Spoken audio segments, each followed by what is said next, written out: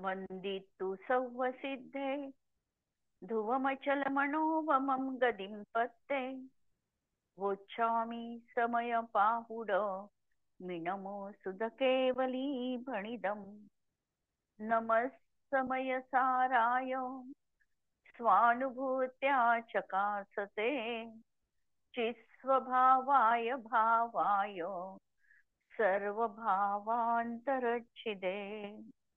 अंतिम शासन नायक 1008 भगवान महावीर स्वामी की जय। द्वादशांग श्रुत देवी की जय। स्वाध्याय कक्ष संपेपर्यंत आपण सर्वांना चतुर्विध आहाराचा त्याग असणार आहे। समयसार ग्रंथ आपण बघतो आहे आणि आतापर्यंत आमच्या 415 कुंद आचार्यांच्या गाथा पूर्ण झालेल्या आहे आणि त्यावर अमृतचंद्र आचार्यांनी गद्य जे लिहिलं त्याचा पण आम्ही मराठी अनुवाद बघितला आणि 246 कलश या एवढ्या भागावर जे झाले त्याचा आम्ही पूर्ण विवेचन या ठिकाणी बघितलेलं आहे। आणि आचार्यांनी जी प्रतिज्ञा केलेली होती की तुम्हाला मी एकत्व विभक्त आत्मा दाखवेल, ही प्रतिज्ञा त्यांनी पूर्ण केलेली आहे की प्रत्येक गाथेमध्ये भेदविज्ञानाच्या माध्यमातून आत्मा काय आणि अनात्मा काय, आत्म्याचं एकत्व कशाशी आणि आत्म्याचं विभक्तपणा कशाशी, हे आचार्यांनी पुरेपूर अत्यंत प्रामाणिकपणे पूर्ण समर्पण बुद्धीने आम्हाला दाखवण्याचा प्रयत्न केलेला आहे। प्रश्न आहे की आम्ही तो किती समर्पित बुद्धीने आणि हृदयाचे कान करून तो ग्रहण केला, हे आम्ही आमचं ठरवायचं आहे।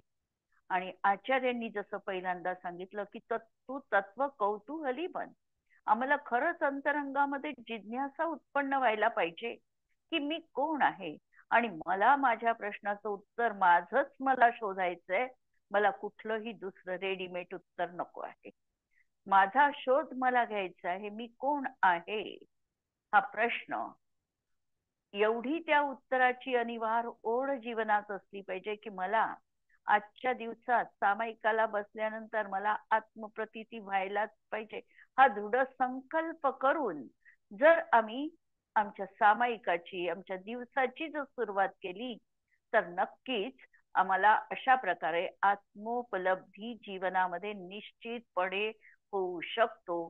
कुंदाचार्य, जयसेनाचार्य, अमृतचंद्र आचार्य हे सगळं आम्हाला गॅरंटी देतात आहे। अशा तऱ्हेने हा ग्रंथ आम्ही तर पूर्ण केला, पण आचार्य अमृतचंद्रांनी यावर 2 परिशिष्ट आणखी जोडलेले आहे। एक स्याद्वाद अधिकार आणि दुसरं साधन साध्य अधिकार किंवा त्याचं दुसरं नाव आहे उपाय उपेय अधिकार। स्याद्वाद अधिकारामध्ये वस्तूची जी कथन शैली आहे, स्याद्वाद पद्धती आहे, याचं विश्लेषण किंवा विवरण या आपल्याला पाहायला मिळते। आणि वस्तू मुळात अनेकांतात्मक आहे, वस्तूमध्ये अनेक परस्पर विरोधी वाटणारे गुणधर्म एका समयात अविरोध रूपाने विद्यमान आहेत। ते वस्तूमध्ये तर अविरोध रीतीने युगपद विद्यमान आहे, पण आमच्या शब्दांना मात्र मर्यादा आहे।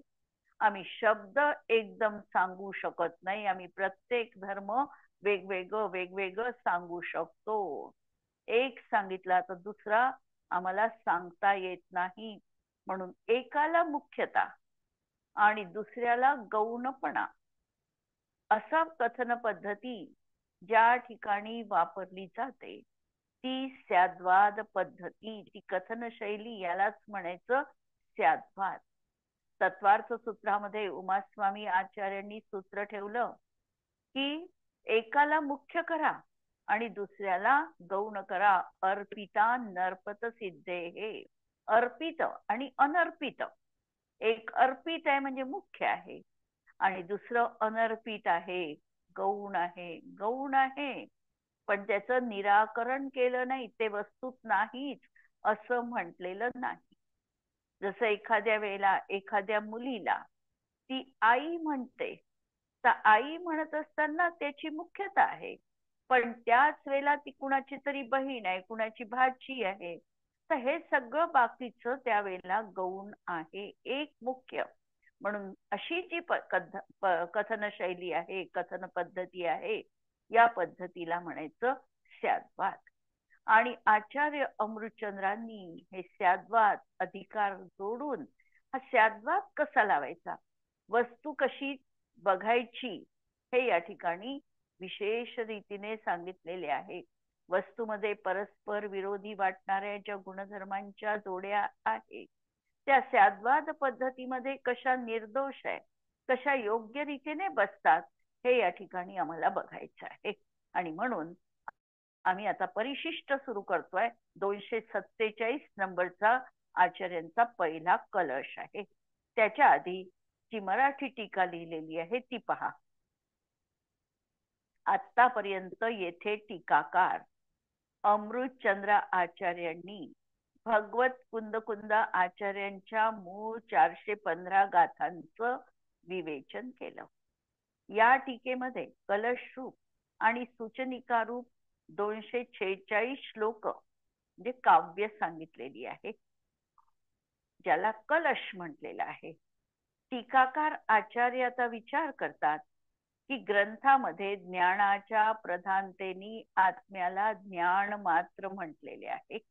आणि म्हणून जर कोणी असा तर्क करेल तर जिनवाणी तर स्याद्वाद रूप आहे आणि आत्म्याला ज्ञान मात्र म्हणताना एकांत होत नाही का?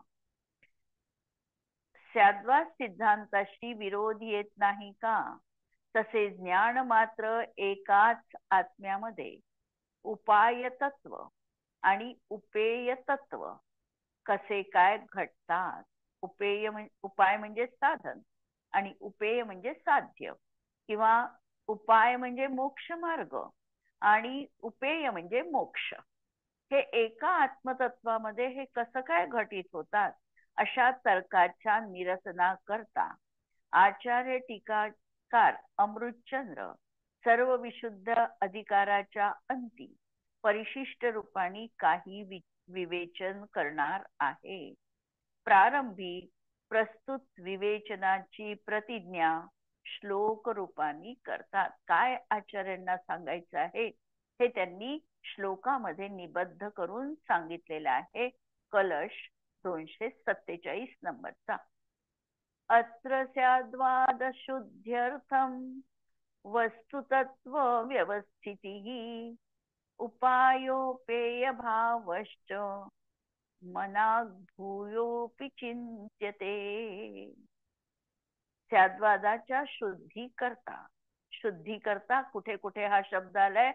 स्याद्वाद सिद्ध्यर्थम, स्याद्वादाच्या सिद्धीसाठी असाही शब्द दिसतो. कुठे कुठे शब्द दिसेल शुद्ध्यर्थम. शुद्ध्यर्थम म्हणत असताना स्याद्वादाच्या विवेचन करण्याकरिता, आणि सिद्ध्यर्थम जर शब्द आला तर स्याद्वादाची सिद्धी करण्याकरता, म्हणजे योग्य रीतीने स्याद्वाद समजण्याकरिता. वस्तुतत्व व्यवस्थितम, वस्तुतत्वाची व्यवस्था. जगामध्ये आमचं ज्ञान विपरीत असू शकतं, परंतु वस्तूमधील अनेकांत हा कधीही चुकीचा असत नाही. म्हणजे आमचा ज्ञानाचा ग्रहण आम्ही करताना योग्य रीतीने ग्रहण केलं नाही तर आमचं ज्ञान चुकू शकतं, आमची कथन पद्धती चुकू शकते. परंतु वस्तूमधला जो अनेकांत आहे, ही वस्तू जी अनेकांतात्मक आहे, तर वस्तूमध्ये आमच्या ज्ञानाने किंवा कथन शैलीनी चुकीचं होणार नाही. वस्तू तर आहे तशीच असणार आहे. उदाहरणार्थ एखादी व्यक्ती असं म्हणत असेल की सूर्य पश्चिमेला उगवतो, तिचं ज्ञान चुकीचं असू शकेल, तिची जी वाक्यशैली आहे ती चुकीची आहे, परंतु सूर्य पूर्वेलाच उगवतो हे मात्र अबाधित सत्य आहे.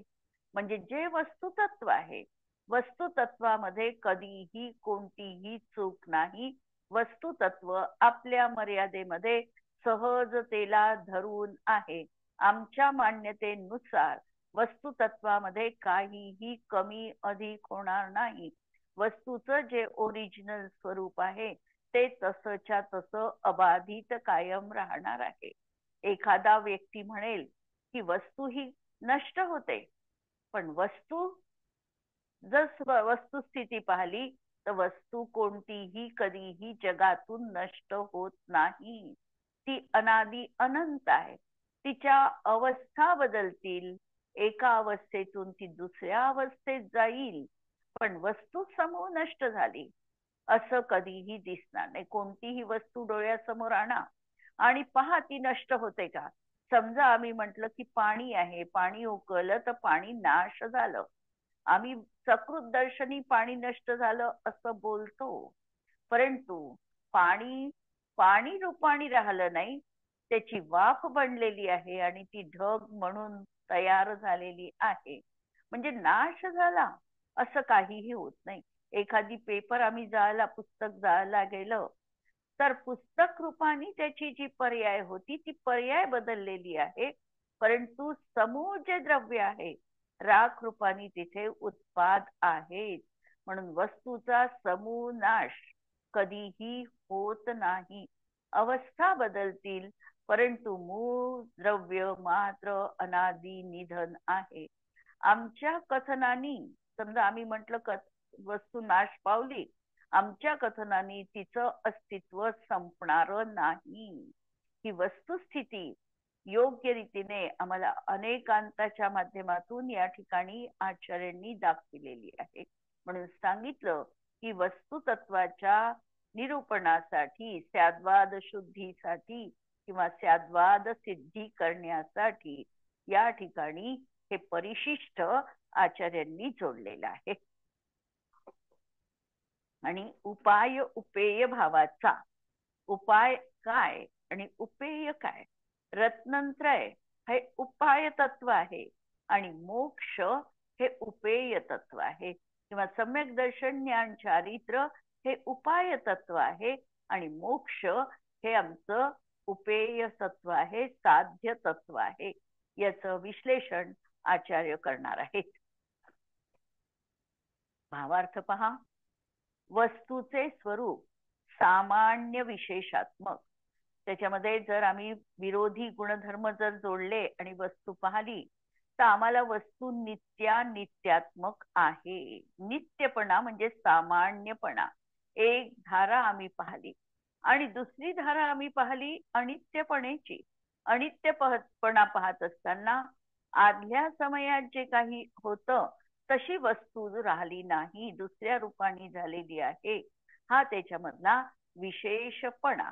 म्हणून एक दृष्टिकोन आमचा असणार आहे सामान्याला ग्रहण करण्याची दृष्टी, ज्या दृष्टीला म्हटलेलं आहे द्रव्यार्थिक नय, आणि एक दृष्टी आमची बदलावर आहे त्याला आम्ही म्हटलो पर्यायार्थिक नय. म्हणून वस्तूच मुळात दोन नय मिळून वस्तुतत्व आहे. म्हणजे द्रव्यार्थिक नयाचा विषय पण वस्तूच आहे आणि पर्यायार्थिक नयाचा पण विषय वस्तूमध्ये आहे. म्हणजे वस्तू म्हणजे द्रव्यार्थिक नय प्लस पर्यायार्थिक नय अशी वस्तू. आणि द्रव्यार्थिक नय पाहला तर तो सामान्य अंश, पर्यायार्थिक नय पाहला तर तो वस्तू मधला विशेष अंश. जसं आम्ही म्हणतो की ही छोटी होती तशीच आता पण आहे. ओळखू येते मला ही तीच आहे हे मला जाणवतं. कशामुळे जाणवलं तर तो जो आम्ही त्यातला समान धागा पकडला आहे तो वस्तूमधला सामान्य अंश आहे. आणि जो बदल आम्ही पकडलेला आहे की अरे खूप बदल झाला, तुझी उंची वाढली, तुझा रंग बदलला, हे सगळं जे आम्ही बघतो आहे ही पर्यायार्थिक नयाची धारा पकडून त्यालाच आम्ही तशा प्रकारचं मांडतो आणि म्हणतो आहे. म्हणून वस्तू मुळात सामान्य विशेषात्मक आहे. तसंच वस्तू तत् अतत रूप आहे. तत् म्हणजे तोचपणा, अतत म्हणजे ही ती नाही, ही ती नाही असं बघणं. अरे हे तर पुस्तक काल वेगळंच वाटत होतं, आज तर थोडं जुनं झाल्यासारखं वाटत आहे. हा जो जुनं झाल्यासारखा वाटतो आहे हा अततपणा आहे. आणि जेव्हा म्हणतो अरे हे कालचंच पुस्तक आहे, हा झाला त्याच्यामधला तत्पणा. म्हणजे आम्हाला आत्मद्रव्यातही या सगळ्या जोड्या लावता येतात आणि बाकीच्या 5 द्रव्यांमध्ये देखील आम्ही या जोड्या लावू शकतो. किंवा एक अनेक आहे असं म्हणतो. एक आहे म्हणत असताना आम्ही तीच सगळ्यांमध्ये अनुस्यूत असलेली धारा बघितलेली आहे. आम्ही म्हणतो एक आहे म्हणजे ज्ञान गुण. मागच्याही समयात ज्ञान गुण होता, आत्ताही आहे आणि पुढेही असणार आहे. हा ज्ञान गुण आम्ही एकत्व एकत्व एकत्व रूपाने बघितला. आणि ज्या वेळेला म्हणतो अरे मागच्या समयात मती ज्ञान होतं, पुढच्या समयात श्रुत ज्ञान झालं, मागच्या समयात मी पेनचं ज्ञान करत होते, आता मी पुस्तकाचं ज्ञान करते आहे, म्हणजे माझं ज्ञान बदललेलं आहे. म्हणजे ज्ञान माझं अनेक रूप झालेलं आहे. म्हणून एक अनेक नित्य अनित्य तत् अतस अस्ति नास्ति अशा या परस्पर विरोधी गुणधर्मांना घेऊन वस्तू त्या ठिकाणी स्वतःमध्ये सुव्यवस्थितरित्या विद्यमान आहे. वस्तूचं स्वरूपच असं आहे आणि आम्हाला त्या सगळ्या अँगलनी वस्तू बघायची आहे. आणि हे आम्हाला योग्य रीतीने जमलं की आम्हाला स्याद्वाद समजला. आणि याच्यामध्ये जर आम्हाला कुठे गडबड झाली की मग आम्ही स्याद्वादाला म्हणतो स्याद्वाद म्हणजे संशयवाद आहे, स्याद्वाद म्हणजे दोलायमान अवस्था आहे, स्याद्वाद म्हणजे अनिर्णयात्मक आहे. परंतु ज्या वेळेला हे विविध दृष्टिकोन आम्ही योग्य रीतीने समजतो आणि त्यावेळेला आमच्या धर्माची वैज्ञानिकता, त्याचं बेस आम्हाला किती सायंटिफिक आहे हे आम्हाला कळून चुकतं. आणि मग आम्ही या आधारावर स्याद्वाद कसा निर्दोष आहे, स्याद्वाद पद्धती किती वैज्ञानिक आहे, स्याद्वाद कथन शैलीच योग्य रीतीची आहे, त्यांनीच आम्हाला वस्तुतत्व योग्य रीतीने समजू शकतं असं आम्ही अगदी हमखास म्हणू शकतो. म्हणून हे लक्षात घ्यायचंय, आचार्य आम्हाला त्याच दृष्टिकोनातून हे सगळं सांगणार आहेत. म्हणून सामान्य विशेषात्मक. दुसरं विशेषण ठेवलं अनंत धर्म स्वरूप. कोणतंही द्रव्य आम्ही घेतलं, आत्म्यातच अनंत धर्म आहे असं नाही. जगामधल्या सगळ्या पदार्थांमध्ये अनंत धर्म आहे. काही तर सामान्य धर्म आहे, अस्तित्व, वस्तुत्व, प्रदेशत्व, प्रमेयत्व, सगळ्या द्रव्यांमध्ये हे धर्म विद्यमान आहे. काही पर्टिक्युलर काही द्रव्यात आहे, काही द्रव्यात नाही. जसं जीवामध्ये असाधारण गुण, ज्ञान, दर्शन अशा तऱ्हेने काही धर्म आणि काही आणखी वैशिष्ट्यपूर्ण क्रियावती शक्ती असेल, नंतर अवलोकन शक्ती आहे, अनंत ज्ञान गुण आहे, हे सगळे गुण या आत्मद्रव्यामध्ये विद्यमान आहे. म्हणून हा अनंत धर्म स्वरूप आहे. असा असल्यामुळे त्याची सिद्धी स्याद्वादानेच होऊ शकते. जर वस्तूच मुळात अनेकांतात्मक आहे, वस्तूमध्येच मुळात अनेक दृष्टिकोनांनी संपन्न असलेली अशी ती वस्तूच विद्यमान आहे, तर तिचं प्रतिपादन करण्यासाठी आम्हाला अनेक तऱ्हेनी वस्तूला दाखवावं लागेल. जर एका दृष्टीतून वस्तूला आलाय, एकाकडून पांढरी आहे, एकाकडून पिवळी आहे, तर आम्हाला वस्तू स्वरूप सांगताना सगळ्या बाजूंचा विचार करून सांगावं लागेल. यासाठी प्रसिद्ध उदाहरण दिलेलं आहे स्याद्वादाच्या शुद्धीसाठी किंवा सिद्धीसाठी. जे उदाहरण आम्हाला आगमामध्ये मिळतं ते मिळतं एका हत्तीचं. सगळ्यांना उदाहरण माहिती आहे. 6 आंधळे आहे आणि त्यांनी एक एक एक एक हत्तीचं अवयव पकडलं आणि त्या अवयवावरून तो हत्ती तसाच आहे असं त्यांनी प्रतिपादन करायला सुरुवात केली.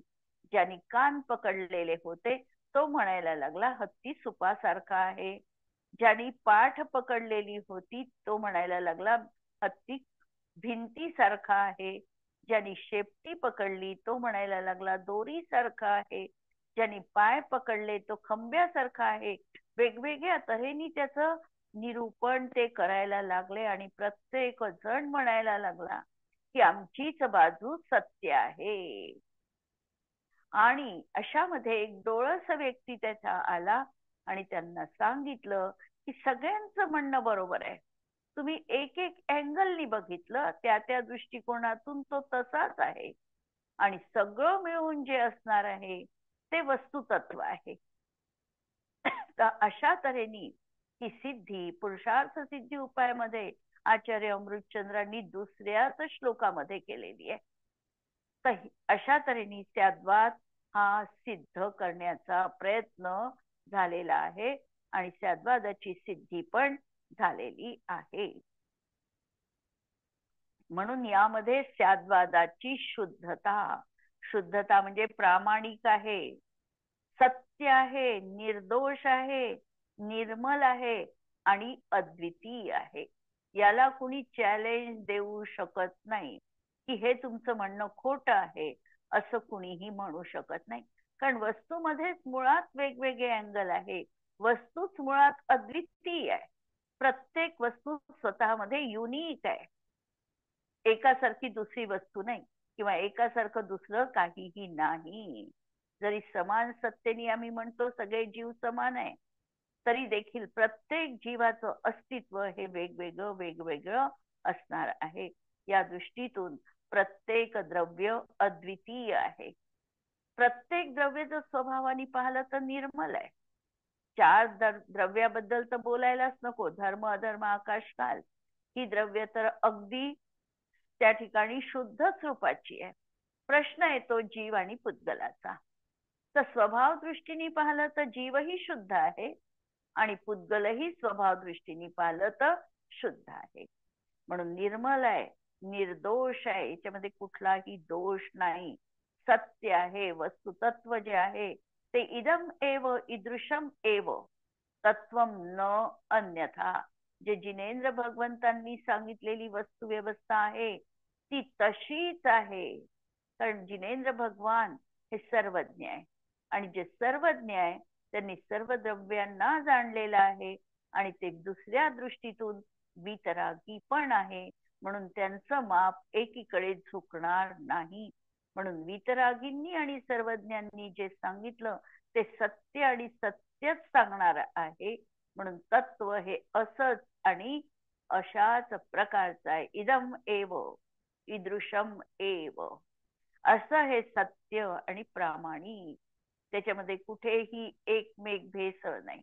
एकाच त्याच्यामध्ये आणि त्याच याच्यामध्ये कुठेही असं जोड केलेलं नाही.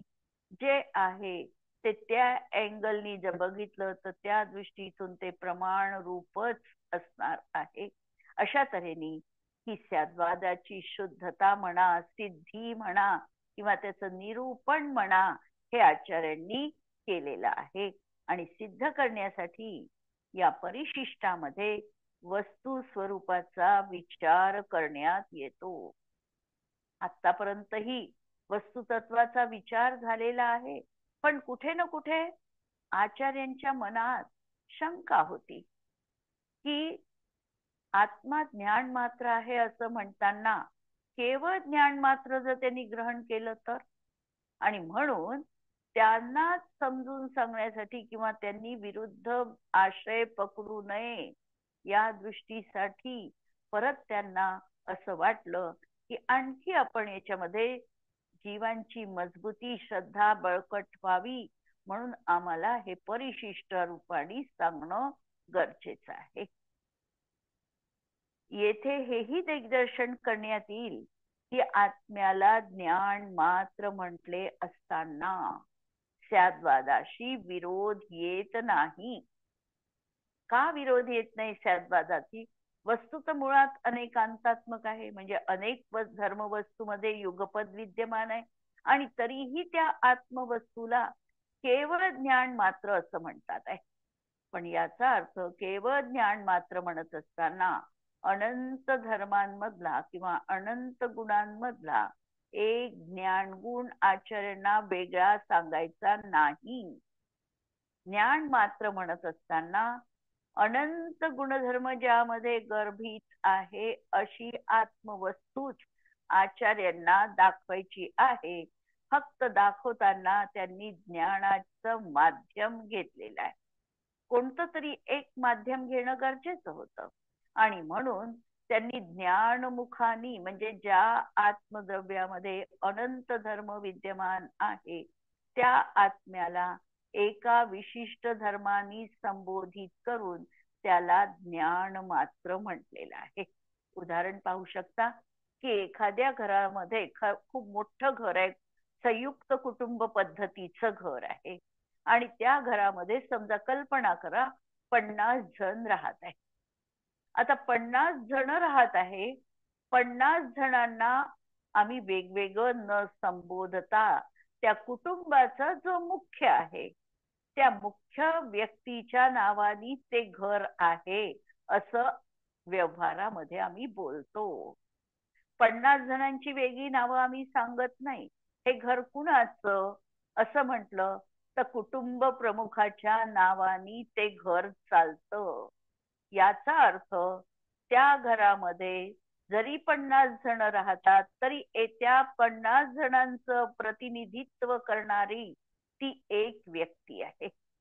किंवा वर्गामध्ये एखादी मुलगी किंवा मुलगा कॅप्टन असतो तर त्या वर्गात भलाई 100 मुलं आहे पण हा वर्ग कुणाचा असं म्हटलं की त्या वर्ग शिक्षकाला किंवा कॅप्टनला निर्देश केला जातो की हा वर्ग याचा आहे.